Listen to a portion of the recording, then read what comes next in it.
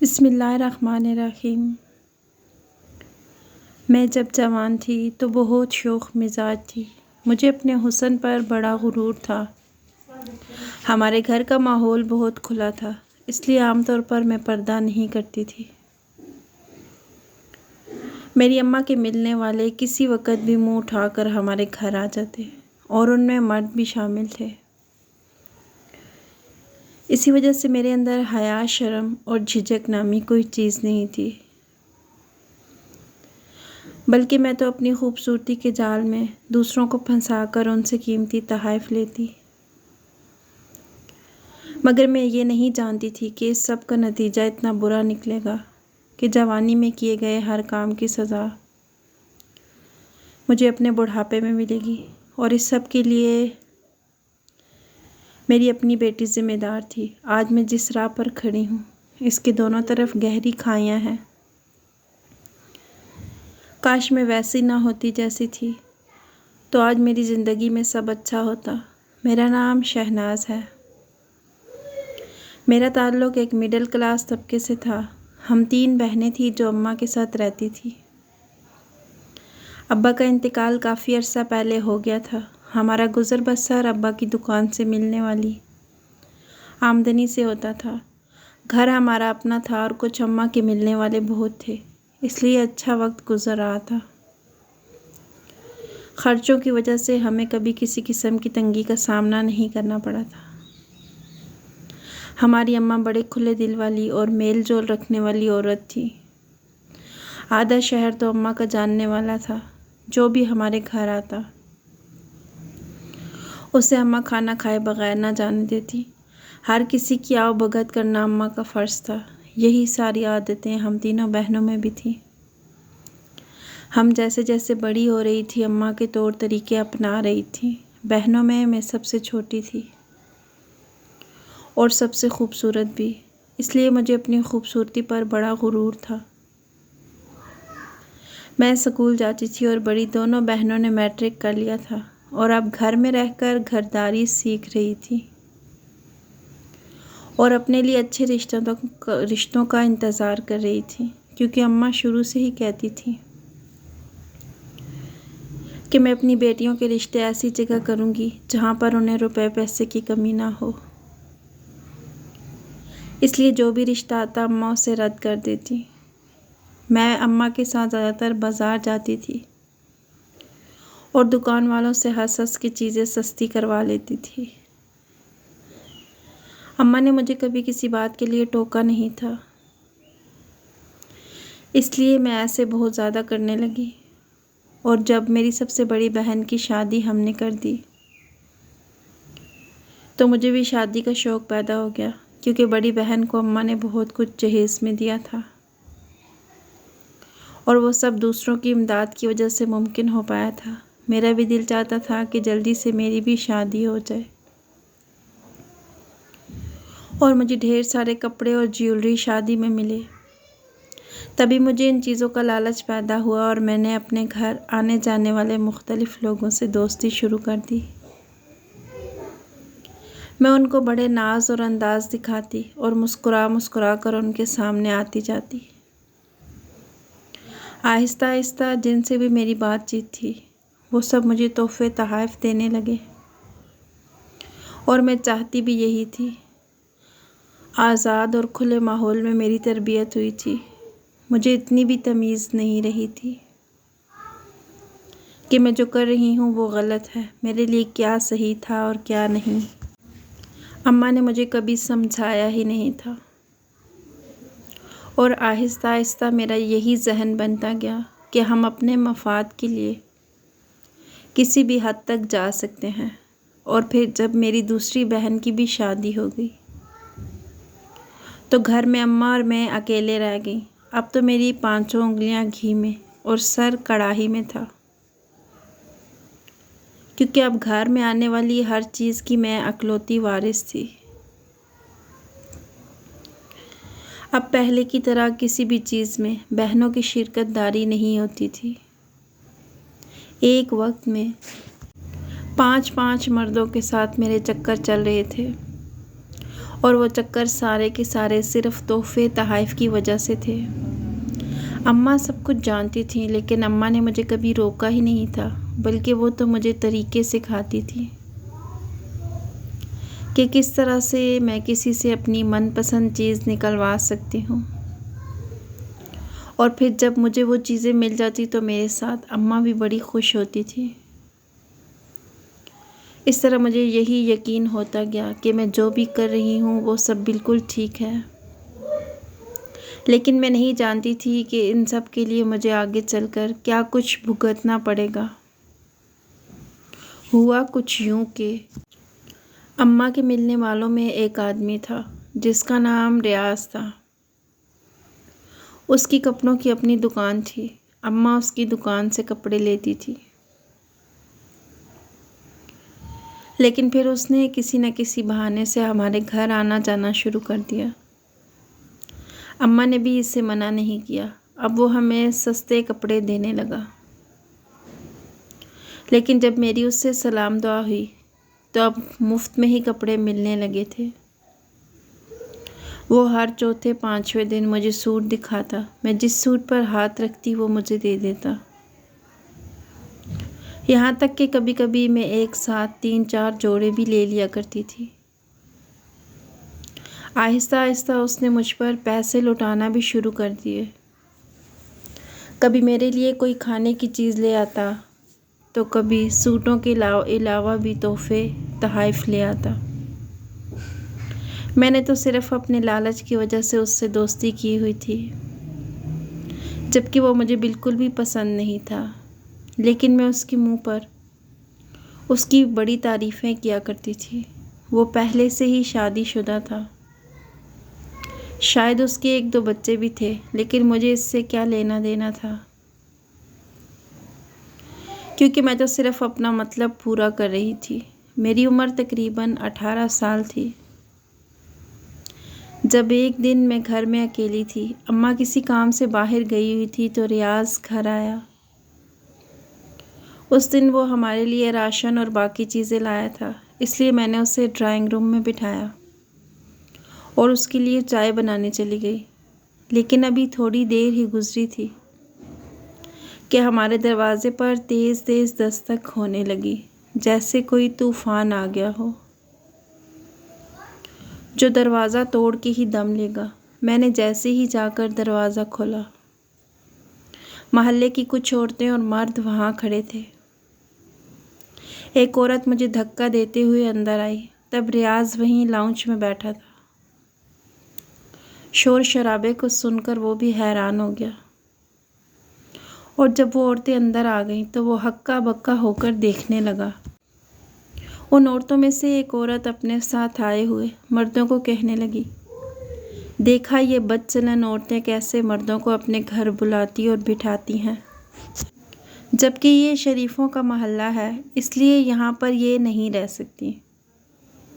दूसरी औरत कहने लगी, ये सब तो इनके घर में शुरू से हो रहा है, लेकिन हम इसलिए चुप थे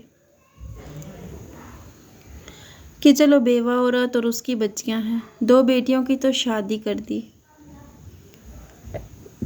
लेकिन अब तीसरी ने तो बहुत हद ही कर रखी है। और भी न जाने वो क्या क्या बोल रही थी। मैं खुद हैरान खड़ी थी। इतने में अम्मा घर आ गईं तो वो सब अम्मा पर टूट पड़े। कोई क्या बात कहता तो कोई क्या। अम्मा ने उनको यकीन दिलाने की बड़ी कोशिश की कि हम ऐसी वैसी औरतें नहीं, बस कोई ना कोई काम होता है तो हम किसी को घर बुला लेते हैं, क्योंकि हमारे काम करने वाला तो कोई है नहीं। लेकिन मोहल्ले वाले तो उस दिन न जाने क्या सोच कर आए थे। एक बुज़ुर्ग आदमी जो वहाँ खड़े सारी बातें सुन रहे थे, अम्मा की बात सुनकर बोले, देखो बीबी, अगर ऐसी ही बात है तो अभी ये गैर मर्द जिसको तुम्हारी बेटी ने अकेले में घर बुलाया हुआ था, जबकि तुम भी यहाँ नहीं थी, तो फिर तुम मुझे बताओ कि ऐसे जवान जहान लड़की किसी गैर मर्द को बुलाकर यहाँ क्यों बैठी थी? क्या ये शरीफ औरतों के काम है? तो मेरी माँ ने बात बनाने और इज़्ज़त रखने के लिए झूठ बोल दिया और कहने लगी, ये कोई गैर नहीं है बल्कि मेरी बेटी की इसके साथ मंगनी हुई है और शादी भी होने वाली है। अम्मा की बात सुन के मेरा हैरत से मुंह खुले का खुला रह गया, लेकिन उस वक़्त मैं कुछ बोल नहीं सकती थी। रियाज भी खामोश खड़ा था। जब अम्मा ने रियाज से कहा कि बताओ रियाज, तुम मेरी बेटी के मंगेतर हो और तुम्हारी इससे शादी होने वाली है, तो रियाज बोला हाँ बिल्कुल ऐसा ही है, और मैं तो ये कुछ सामान लेकर आया था, वैसे भी ये हमारे घर का मामला है, इसमें किसी को बोलने की कोई ज़रूरत नहीं। ये सुनकर सारे मोहल्ले वाले कुछ ठंडे पड़ गए, लेकिन वही बुज़ुर्ग आदमी फिर से बोला अगर ऐसी ही बात है तो इसके साथ अपनी बेटी का फ़ौरन निकाह कर दो, क्योंकि हम ये भी बर्दाश्त नहीं करेंगे कि मंगनी के बाद कोई ऐसे घर आता जाता रहे। आखिर इस मोहल्ले में हमारी भी बहू बेटियां रहती हैं, इस तरह से उन पर क्या असर पड़ेगा। सारे हजूम ने उस बुज़ुर्ग की हाँ में हाँ मिलाई, और उसी वक्त एक औरत कहने लगी भाई हमें तो इन माँ बेटी पर यकीन नहीं, अगर आप लोग कहते हैं तो हम मान लेते हैं, लेकिन अभी दूध का दूध और पानी का पानी हो जाएगा। जाओ ज़रा कोई काजी साहब को बुला कर ले आए, अगर ये वाकई इसका मंगेतर है तो अभी अपनी बेटी का निकाह इस आदमी से करवा दे, फिर चाहे ये दिन में आए या रात को, हमें इससे क्या। तो बाकी सब लोग भी उसकी बात से इत्तेफाक करने लगे। एक आदमी चला गया और थोड़ी देर में काजी को बुला के ले आया। काजी साहब भी महल्ले के ही थे, इसलिए फ़ौरन चले आए, और हम माँ बेटी को समझ नहीं आ रहा था कि ये आखिर क्या हो रहा है, लेकिन इज़्ज़त बचाने की भी ज़रूरत थी। इतना बड़ा झूठ जो अम्मा ने बोला था वो मेरे गले पड़ने वाला था, लेकिन रियाज तो बहुत खुश नज़र आ रहा था। जाहिर सी बात है उसे और क्या चाहिए था। अम्मा ने मेरे सर पर दुपट्टा दिया और मुझे रियाज के साथ बिठा दिया। जब मैंने बोलने की कोशिश की तो अम्मा ने मुझे सख्ती से मना कर दिया और कहने लगी अगर अभी इस वक्त ये ना हुआ तो पता नहीं क्या हो जाएगा, अभी चुपचाप निकाह कर लो, इसके बाद खामोशी से रियाज से तलाक ले लेना। मैं चुप करके बैठ गई। फिर काजी साहब ने मेरा और रियाज का निकाह सिक्का राइजुल वक्त हक महर के तहत पढ़ा दिया। इस निकाह ने तो मेरी ज़िंदगी को बिल्कुल ही बदल के रख दिया, क्योंकि निकाह के बाद तो रियाज चला गया, लेकिन दूसरे दिन शाम को ही आ गया और अम्मा से कहने लगा अभी मैंने घर का इंतज़ाम नहीं किया, तब तक मैं यहीं रहूँगा, लेकिन आज के बाद कोई भी गैर मर्द इस घर में नज़र आया तो मुझसे बुरा कोई नहीं होगा, और मैं जल्द ही मकान का इंतज़ाम करके अपनी बीवी को यहाँ से ले जाऊँगा। अम्मा उसकी बात सुनकर बड़े गुस्से में आ गई और कहने लगी तुम होते कौन हो मुझे ये सब कुछ कहने वाले। तो वो भी अम्मा से तेज़ आवाज़ में बोलने लगा और कहा कि मैं इस घर का दामाद हूँ और अब ये मेरी इज़्ज़त का सवाल है, इसलिए मैं जो भी कह रहा हूँ इस पर अमल करना, वरना पछताओगी। वो ये सब कहकर घर से चला गया। मैं कमरे में बैठी ये सब सुन रही थी। उसके जाने के बाद मैं बाहर निकली और अम्मा से कहा कि तुम तो कह रही थी कि उससे तलाक ले लेना, लेकिन क्या अब ये मुझे तलाक दे देगा। तो अम्मा खामोश हो गई और कहने लगी अभी तो मुझे भी कुछ समझ नहीं आ रहा, थोड़े दिनों बाद देखते हैं। लेकिन दूसरे दिन रियाज फिर आ गया। उसने यहीं पर खाना खाया और कहने लगा आज रात में सोऊंगा भी इधर ही। मेरी तो जान पे बन आई। वो मेरे लिए बहुत खूबसूरत जोड़े भी लाया था। कहने लगा इनमें से कोई भी सूट पहनकर तैयार हो जाओ, फिर हम थोड़ी देर के लिए बाहर चलते हैं। मैंने खामोशी से एक सूट उठाया और बेदिली से तैयार होकर उसके साथ बाहर चली गई। थोड़ी बहुत शॉपिंग की और बाहर घूम फिर कर जब वापस आए तो वो मेरे कमरे में बेड पर ही लेट गया। मुझे रह रह के मोहल्ले वालों पर गुस्सा आ रहा था, जिन सब की वजह से मेरी ज़िंदगी बर्बाद हो गई थी। मैंने तो सोचा भी नहीं था कि मुझ जैसी खूबसूरत और कम उम्र लड़की की शादी इस तरह के एक अधीर उम्र के गंजे मर्द से हो जाएगी। मैं मुंह लटकाकर अपनी किस्मत पर मातम करती हुई वॉशरूम में चली गई, लेकिन जो हो चुका था उसे कोई बदल नहीं सकता था। कुछ दिन के बाद अम्मा ने इसको बड़े मीठे अंदाज में समझाने की कोशिश की कि उस दिन जो कुछ हुआ वो सब इत्तेफाक था, लेकिन तुम खुद सोचो, पहले से शादीशुदा हो, बच्चों वाले हो, इतनी कम उम्र बीवी की क्या ज़रूरत है, तुम मेरी बेटी को तलाक दे दो। ये सुनकर वो हत्थे से उखड़ गया और कहने लगा, मैं इज़्ज़तदार और गैरतमंद आदमी हूँ। अब शहनाज मेरे निकाह में है, मैं इसे हरगिज़ तलाक नहीं दूँगा, बल्कि ये एक हफ़्ते में अपना सामान वग़ैरह पैक कर ले, क्योंकि मैं इसे अपने साथ ले जाऊँगा। तो अम्मा ने रोते हुए उसके सामने हाथ जोड़ दिए और कहा कि ठीक है, तलाक ना दो, लेकिन यहाँ से भी तो ना लेकर जाओ। मैं अकेली कैसे रहूँगी? जब तक मैं ज़िंदा हूँ इसे यहाँ मेरे पास ही रहने दो। ये सुनकर रियाज कहने लगा, ठीक है, शहनाज यहीं रहेगी, लेकिन ये याद रखना कि मेरी बीवी है और हमेशा रहेगी। मेरे लिए ये सब कबूल करना बहुत मुश्किल था, लेकिन इसके अलावा अब कोई चारा भी नहीं था। रियाज ने तो मेरे बारे में अपने घर वालों को बता दिया था। वो अलग बात थी कि रियाज की फैमिली मुझे किसी तरह भी कबूल करने को तैयार नहीं थी। इसके बावजूद रियाज ने मुझे नहीं छोड़ा। मैं अम्मा के साथ अम्मा के घर में ही रहती। रियाज रोज़ाना चक्कर लगाता और एक रात के बाद अगली रात मेरे पास रुकता था। ऐसे ही मेरे यहाँ पहली औलाद मेरा बेटा पैदा हो गया। मैंने उसका नाम ज़रमीन रखा। उसके पैदा होने के बाद से मुझे उम्मीद थी कि रियाज मुझे अपने ख़ानदान वालों से मिलवाएगा या अपने साथ ले जाएगा, लेकिन उसने ऐसा कुछ नहीं किया। वो कहता था कि तुम्हें मेरे ख़ानदान वालों से क्या लेना देना जब मैं तुम्हारे साथ हूँ और अपनी औलाद को अपना नाम दे रहा हूँ, तो तुम्हारे लिए इतना ही काफ़ी होना चाहिए। फिर रियाज ने मेरी माँ के इंतकाल के बाद मेरी दोनों बहनों से बात करके इस घर के हिस्से में से जो हिस्सा उनको बनता था वो रकम उनको अदा कर दी और घर मेरे नाम करवा दिया।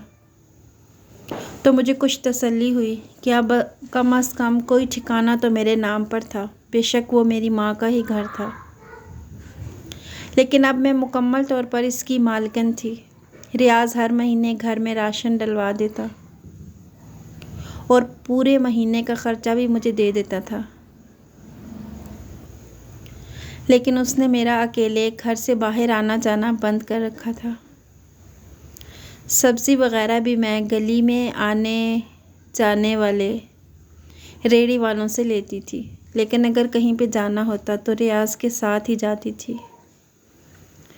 मुझे पैसे की तंगी नहीं थी, मैं बस ये चाहती थी कि रियाज मुझे अपने ख़ानदान वालों से मिलवाए और मेरा भी वहाँ पर आना जाना हो, लेकिन उसने ऐसा नहीं किया। फिर साल बाद मेरे यहाँ बेटी की पैदाइश हुई तो रियाज कहने लगा, बस अब इससे ज़्यादा बच्चे नहीं चाहिए, क्योंकि मेरी पहली बीवी से भी 3 बच्चे हैं और अब यहाँ पे भी 2 हो गए। इनको ही अच्छी ज़िंदगी दे लूँ वही काफ़ी है। और जब मेरे बच्चे स्कूल जाने के काबिल हो गए तो रियाज ने उन्हें एक प्राइवेट स्कूल में दाखिल करवा दिया जो करीब ही था, ताकि मैं उन्हें छोड़ने और ले जाने का काम कर सकूं। और मैं पूरी तरह से अपने बच्चों में मसरूफ़ हो गई, लेकिन मैं इस ज़िंदगी से तंग आ गई थी। मैं तो पहले वाली शहनाज लगती ही नहीं थी। जब बच्चे कुछ बड़े हो गए तो मैंने दोबारा से अपना ख्याल रखना शुरू कर दिया। रियाज के भाई, बीवी और बहनें भी मेरे बारे में जानती थी, इसलिए उसकी माँ और बहनें मेरे लिए इस बात का मुतालबा करती कि दोनों दुकानों में से एक दुकान मेरे नाम कर दे, ताकि अगर कल को कोई ऊंच नीच हो जाती है तो मेरे बच्चे भूखे ना सोएं। तब रियाज ने छोटी वाली दुकान मेरे बेटे के नाम कर दी तो मुझे सुकून मिला। उस दुकान के कागजात भी मेरे पास अलमारी में पड़े रहते थे। और फिर जब मेरे बच्चे मैट्रिक करके कॉलेज में पहुँचे तो अचानक एक एक्सीडेंट में रियाज का इंतकाल हो गया और मैं बेवा हो गई। लेकिन मुझे इस चीज़ का कोई सदमा नहीं था, क्योंकि बेजा पाबंदियों से मेरी जान छूट गई थी। और फिर जब मेरी इद्दत पूरी हुई तो मैं अपने बेटे को साथ लेकर रियाज की पहली बीवी के घर पहुंच गई, क्योंकि रियाज के इंतकाल के बाद जब तक मैं इद्दत में रही मुझे दुकान से आमदनी का कोई हिस्सा नहीं मिला था। इसलिए मैं अपना हक मांगने वहाँ चली गई। जाते हुए मैंने दुकान के कागजात भी साथ ले लिए थे और मैंने इनसे साफ साफ बात की कि छोटी दुकान मेरे बेटे के नाम है, इसलिए आज से वो बाप की जगह दुकान पर जाएगा और दुकान की आमदनी का 1 रुपया भी किसी और को नहीं मिलेगा। रियाज के घर वाले पहले से ही ये बात जानते थे, इसलिए उन्होंने इस बात पर कोई हंगामा नहीं किया। बस यही कहा कि अपनी दुकान के साथ जो मर्ज़ी करो, जैसे चाहो खाओ पियो, लेकिन आज के बाद दोबारा यहाँ पर कदम नहीं रखना। तो मैं अपने बेटे को लेकर वहाँ से आ गई। दुकान पर पहले से जो लोग काम करते थे वो तजर्बाकार थे, मेरा बेटा सिर्फ गद्दी संभालता था। इस तरह वो जल्द ही कारोबार के मामलात समझ गया और उसने दुकान संभाल दी। लेकिन अब पहले जैसी आमदनी नहीं हो रही थी, या शायद मेरा बेटा मुझसे छुपाता था। मैं जब भी उससे पूछती तो वो कहता कि कारोबार ख़राब हुआ पड़ा है, इसलिए जो भी मिल रहा है वही बहुत है। मैं ये सुनकर खामोश हो जाती। इधर मेरी बेटी भी जवान हो गई थी, लेकिन वो पता नहीं किस पर गई थी। बहुत बदतमीज़ और बददिमाग लड़की थी, हालांकि मैंने तो उसकी ऐसी तरबियत नहीं की थी। लेकिन सच तो ये था कि वो मेरी जैसी ही खुद गर्ज और ख़ुद परस्त साबित हुई थी, जैसी मैं जवानी में थी। इसीलिए अब मैं उसे क्या कहती, उसे समझाने की कोशिश करती तो वो मेरे साथ बदतमीज़ी करना शुरू कर देती। फिर मैंने दोनों बच्चों को उनके हाल पर छोड़ दिया। चंद साल गुजरे तो मेरे बेटे ने कहा कि वो किसी को पसंद करता है और उससे शादी करना चाहता है। मैंने अपने बेटे की पसंद को अपनाने में ही आफियत समझी, क्योंकि वही मेरा अकलौता सहारा था। इसलिए मैं रिश्ता लेकर उस लड़की के घर चली गई जिसका उसने बताया था, और चंद ही महीनों में उसे बहू बनाकर अपने घर ले आई। लेकिन उस लड़की ने आते ही मेरे बेटे पर कब्ज़ा कर लिया और अब वो मेरे घर पर भी कब्ज़ा करना चाहती थी। मेरे साथ तो अजीब सिलसिले शुरू हो गए थे जो थमने का नाम ही नहीं लेते थे। बहू ने बेटे के दिलो दिमाग में आहिस्ता आहिस्ता जहर भरना शुरू कर दिया, जिसका नतीजा ये हुआ कि दुकान से जो रोज़ का ख़र्चा आता था वो मेरा बेटा मुझे देने की बजाय अपनी बीवी को देने लगा। और फिर चंद महीनों में वही स्याहो सफ़ेद की मालिक बन गई। मेरी बेटी और बहू की बिल्कुल भी नहीं बनती थी। रोज़ाना उनकी किसी न किसी बात पर लड़ाई हो जाती, क्योंकि बहू को अपनी नंद बर्दाश्त नहीं थी और नंद अपनी भाभी से दबती नहीं थी। वो तो भाई से भी नहीं डरती थी। मैं आए रोज़ के इन झगड़ों से बहुत तंग आ चुकी थी। फिर जब एक दिन मेरी बेटी ने अपने साथ पढ़ने वाले एक लड़के का मुझे बताया कि वो उससे शादी करना चाहता है और वो बहुत अमीर घर का है, तो मैंने फ़ौरन अपनी बेटी को कह दिया कि जिससे कहोगी मैं शादी करवा दूँगी। लेकिन मेरी बेटी कहने लगी कि वो मुझसे शादी तो कर लेगा लेकिन मेरे घर वालों से कोई ताल्लुक़ नहीं रखेगा, क्योंकि वो बहुत अमीर कबीर लोग हैं। ये सुनकर मैं खामोश हो गई कि जब बेटी अपनी माँ को ये कह रही है तो मैं इसे क्या कहूँ। मैंने उससे कह दिया कि ठीक है, जैसे तुम्हें बेहतर लगे तुम कर लो। तकरीबन 1 महीने बाद मेरी बेटी ने मुझे इत्तला दी कि फ़लाँ मैरिज हॉल में मेरी और ज़ुबैर की शादी है और अम्मा तुम उस दिन वहाँ पर आ जाना और जो कपड़े मैं तुमको दिलवाऊंगी बस वही पहन कर आना।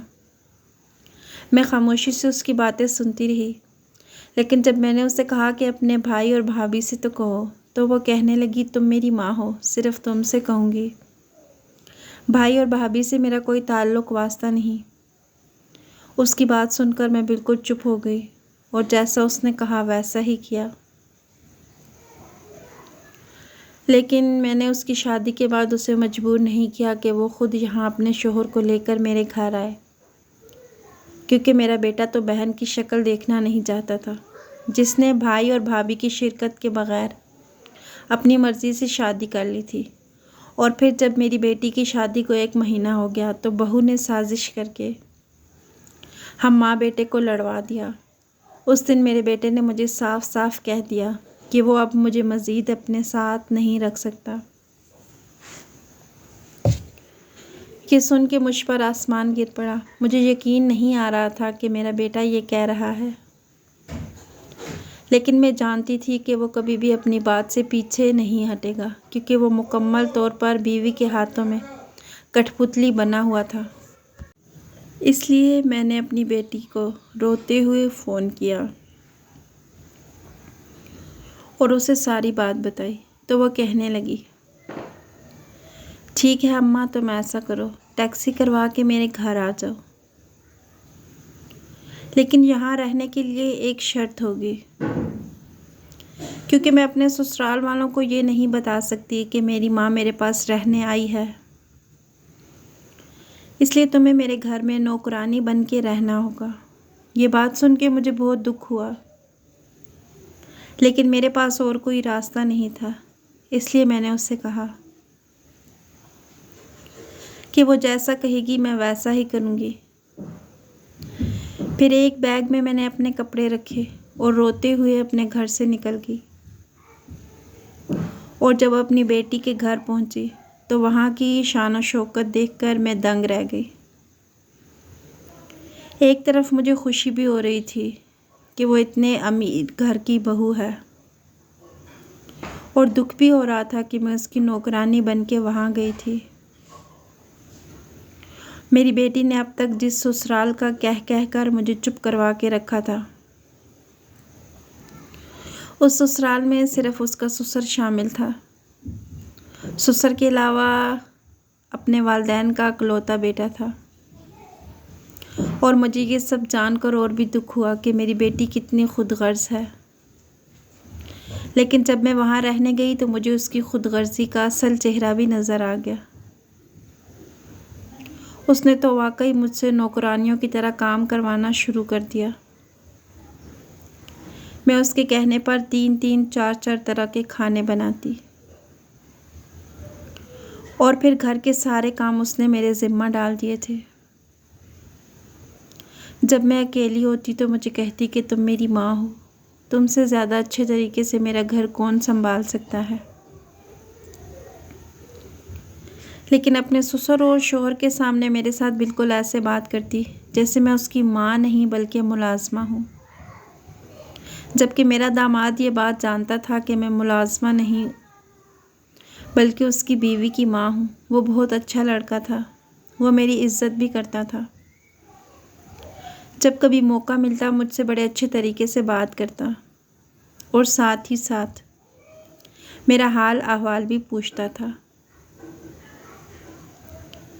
बल्कि मैंने ये भी नोट किया था कि ज़रमीन के इस रवैये का ज़ुबैर को दुख होता था। हो सकता है कि वो ज़रमीन को समझाता भी हो कि माँ के साथ इस तरह का रवैया इख्तियार नहीं करते। मगर मैं जानती थी कि मेरी बेटी किसी की नहीं सुनती और ये सब मेरा अपना ही किया धरा था। मैं जवानी में खुद ऐसी थी। मैंने कभी अपनी माँ की नहीं सुनी, तो आज मेरी बेटी मेरी क्या सुनती। ज़रमीन के ससुर बहुत नफीस आदमी थे, लेकिन मैंने कभी उनको बोलते हुए नहीं देखा। अगर मैं उनके लिए चाय बनाकर लाती तो वो मुझे इशारे से वहाँ रखने का कह देते, या कभी कोई और काम होता तो कभी भी डायरेक्ट नहीं कहते थे, बल्कि ज़ुबैर ही मुझे उनके कामों के बारे में समझाता था। क्योंकि मेरी बेटी को तो शॉपिंग और पार्टियों से फुर्सत ही नहीं मिलती थी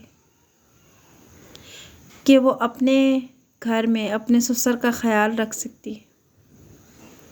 पता नहीं ज़ुबैर किस तरह ज़रमीन के साथ गुजारा कर रहा था। मुझे वहाँ रहते हुए 3 महीने हो चुके थे। मैं सर्वेंट क्वार्टर में रहती थी। मेरे अलावा और कोई भी मुलाजिम 24 घंटे वहाँ नहीं रुकता था। सब जुज़वक्ती मुलाजमीन थे। एक दिन मैं अपने क्वार्टर में आराम कर रही थी कि ज़ुबैर मेरे पास आया, तो मैं फटाफट उठ के बैठ गई। मैंने उससे कहा, बेटा मुझे वहाँ बुला लेते, तो कहने लगा, कोई बात नहीं, मुझे आपसे कुछ ज़रूरी बात करनी थी। उसने कहा, इस वक्त ज़रमीन घर पर नहीं है, तो मुझे यही लगा कि यही मुनासिब मौका है आपसे बात करने का। मैंने कहा, ऐसी क्या बात है? तो कहने लगा, आप मेरी बात को गलत मत समझिएगा और मुझे समझने की कोशिश कीजिएगा। देखिए, मैं सब देख रहा हूँ कि आपकी अपनी बेटी आपके साथ क्या रवैया इख्तियार कर रही है, और बेटे ने तो आपको घर में रखा ही नहीं। अब सोचें, अगर आपकी बेटी ने भी आपको यहाँ से जाने का कह दिया तो आप कहाँ जाएंगी? मैं ज़ुबैर की बातें सुन रही थी, लेकिन समझ नहीं पा रही थी। इसलिए मैंने उससे कहा कि बेटा साफ साफ कहो, क्या कहना चाहते हो? तो वो कहने लगा कि आप मेरे अब्बू से शादी कर लें, क्योंकि उन्हें भी एक ऐसे साथी की ज़रूरत है जो उनका ख्याल रख सके, और आपको भी सहारा मिल जाएगा। आपको इस घर से कोई नहीं निकाल सकेगा और आपकी पोजीशन भी बदल जाएगी। ये सुनकर मैं बहुत हैरान हुई कि ऐसे कैसे कह सकता था, लेकिन वो कहने लगा, आप सोचें, इसमें कोई बुराई तो नहीं है, आपकी उम्र भी इतनी ज़्यादा नहीं, और फिर आपकी हैसियत भी इस घर में मजबूत हो जाएगी। उसने कहा कि मैंने अब्बू से बात कर ली है, वो आपसे शादी करने पर राज़ी हैं। आप मुझे सोच के बता दें, मैं इंतज़ार करूँगा। उम्मीद है कि आप मुझे इनकार नहीं करेंगी। इसके बाद वो वहाँ से उठकर चला गया। मैं सारी रात सो नहीं सकी, लेकिन मुझे ये बात समझ आ गई थी कि अगर मुझे कहीं इज़्ज़त के साथ रहना है तो ऐसा कोई कदम उठाना पड़ेगा, वरना मेरी औलाद ही मुझे जलील करने पर तुली हुई थी। दूसरे दिन ज़ुबैर फिर मेरे कमरे में आया और मुझसे पूछने लगा, तो मैंने कहा, ठीक है, तुम्हें जो मुनासिब करो कर लो, लेकिन क्या ज़रमीन मान जाएगी? तो वो कहने लगा, ज़रमीन को मैं ख़ुद मना लूँगा। और फिर 2-4 दिन बाद ज़ुबैर मुझे सर्वेंट क्वार्टर से निकालकर कोठी के अंदर ले गया और मुझे एक कमरा रहने के लिए दिया। कहने लगा, जब तक अब्बू से आपका निकाह नहीं हो जाता तब तक आप यहाँ आराम से रहें, इसके बाद आप इस घर की मालकिन बन जाएंगी। ये सुनकर मैं दिल ही दिल में खुश हो गई। अभी तो ज़ुबैर ने सिर्फ़ अपने वालिद से निकाह की बात की थी और मुझे कमरा रहने को दिया था, लेकिन मैं ख़ुद को बड़ा मोतबर और महफूज महसूस करने लग गई थी। मैं सोच रही थी कि अगर वाकई ऐसा हो जाता है जो ज़ुबैर कह रहा था, तो मेरी ज़िंदगी बदल जाएगी।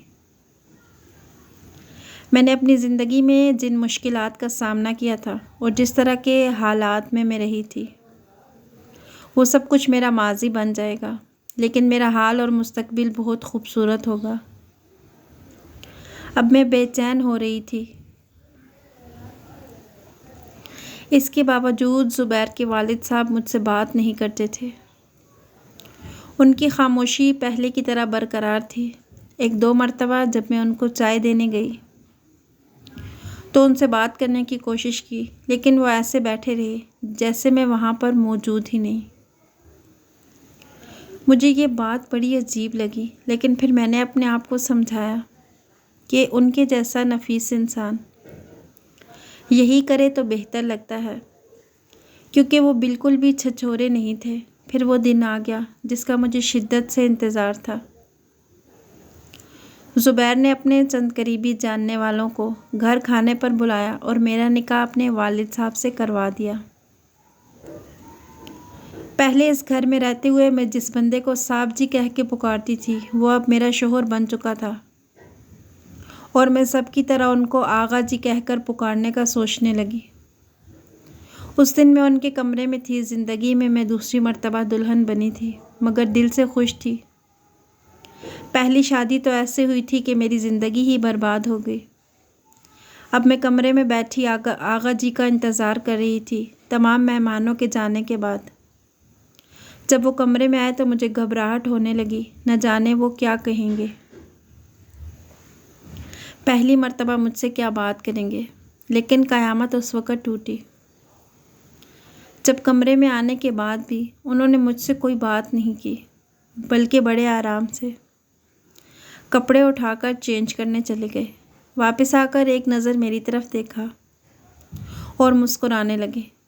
इसके बाद उन्होंने मुझे इशारे से चेंज करके लेटने का कहा, तो मैं परेशान सी हो गई कि ये बोलते क्यों नहीं।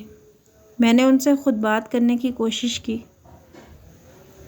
और कहा कि आपकी तबीयत कैसी है, आपको ये सब अजीब लग रहा होगा, लेकिन आपने कुछ सोच समझकर ही इतना बड़ा फ़ैसला किया और मुझसे शादी की। मैं आपकी बहुत शुक्रगुज़ार हूँ। और पता नहीं मैं उनसे क्या कुछ कह रही थी, लेकिन जब मैंने गर्दन घुमा के उनकी तरफ देखा तो वो तो बेड पर लेटकर सो चुके थे। मैं बहुत ज़्यादा हैरान हुई कि वो इतनी जल्दी कैसे सो गए, अभी तो लेटे थे। फिर मैंने सोचा कि दवाई खाते हैं और शायद थक भी गए हैं, इसलिए उन्हें नींद आ गई। मैंने उठकर कपड़े बदले और फिर मैं भी सो गई। अगले दिन जब मैं उठी तो वो कमरे में नहीं थे। ये तो मैं जानती थी कि सुबह सुबह वो वॉक के लिए जाते थे, लेकिन मुझे ये उम्मीद नहीं थी कि वो आज भी चले जाएंगे। मैं उठ के फ़्रेश हुई थी कि ज़ुबैर मेरे कमरे में आ गया और उसने जो बात मुझे बताई वो सुन के मेरी जान निकल गई। वो कहने लगा कि अब्बू ने आपसे कोई बात तो नहीं की होगी। मैंने कहा हाँ। वो तो मुझसे कोई बात किए बग़ैर ही सो गए, बल्कि मेरी बात भी नहीं सुनी। तो ज़ुबैर ने मुझे जो बताया वो मेरे लिए नाकाबिले यकीन था। वो कहने लगा, दरअसल मेरे अब्बू सुन और बोल नहीं सकते क्योंकि वो पैदाइशी गूंगे बहरे हैं, लेकिन वो अपनी शख्सियत को इस तरह से बना चुके हैं कि किसी को पता ही नहीं चलता। तो मैं बहुत ज़्यादा हैरान हुई और मैं हैरानी से ज़ुबैर की तरफ देख रही थी तो वो कहने लगा, मैं जानता हूँ, मुझे ये सब कुछ आपको पहले बताना चाहिए था, लेकिन मैं तो यही समझता था कि आपको पता है, क्योंकि आप 3 महीने से इस घर में रह रही हैं। मैंने उससे कहा कि ऐसी कोई बात नहीं, अगर वो बोल या सुन नहीं सकते तो क्या हुआ, मेरा साथ तो दे सकते हैं। और फिर मैं नाश्ता बनाने किचन में चली गई। मैंने उस दिन सारा नाश्ता खुद ही बनाया और जब आगा जी लौट कर घर आए तो उनको नाश्ते के लिए बुलाया। वो बड़े खुश और फ्रेश नज़र आ रहे थे। नाश्ता करके उन्होंने मुझे इशारे से कहा कि नाश्ता बहुत अच्छा था, तो मैं बहुत खुश हो गई। मैंने इस घर को अपना घर समझ के संभाल लिया। सरमीन अब मेरी बहू भी थी, वो वैसी ही रही जैसी थी। अलबत्ता मैं आगा जी के साथ खुश थी, लेकिन दिल के किसी न किसी कोने में हसरत थी कि वो बोलते और मेरी सुनते तो मेरे दिन भी सही मानों में बदल जाते। लेकिन शायद मेरा नसीब ही ऐसा था कि मुझे अधूरी खुशियाँ मिलती रहीं। अगर आपको हमारी आज की कहानी पसंद आई है तो वीडियो को लाइक करें और चैनल को सब्सक्राइब करें। अगली वीडियो तक के लिए अल्लाह हाफिज़।